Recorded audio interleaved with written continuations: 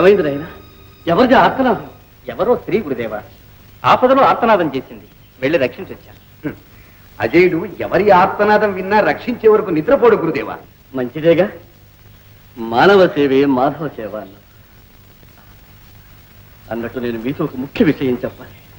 మన పొరుగు రాజ్యం కరింగళం వేల పరీక్ష జరగబోతోంది. అంటే ఎవరిని ఎదిరించాలో తెలుసా?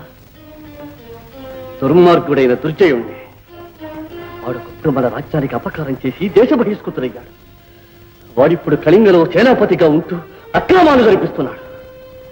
మీరు వాడిని ఎదిరించడం అంత సులభం కాదంట. అయితే ఇంకే మా పంట పండిందన్నమాట. ఆశీర్వదించండి గురుదేవ. నేను మీతో వస్తాను. రేపే మన ప్రయాణం. చాలా సంతోషం గురుదేవా. మీరు మాతో ఉంటే ఈ ప్రపంచాన్నైనా సరే ఒక్క క్షణంలో జయిస్తాం. కానీ మీలో ఒక్కరికే విజయం కలిగినప్పుడు మరొకరు అసూయపడతారని అనుమానమా గురుదేవ? మానవ స్వభావం నాయన. మా స్వభావం మీకు తెలియదా గురుదేవా? ఆ భేదభావం మాకు మీరు నేర్పనే లేదుగా గురుదేవ. మాలో ఎవరు జయించినా ఆ విజయం మేమిద్దరం పంచుకుంటాం. చాలా సంతోషం. మీ హృదయాలు పరీక్షించాలని అలా అన్నాను. మీ ఇద్దరిలో ఒకరు కనుపాప, మరొకరు కంటి రెప్ప.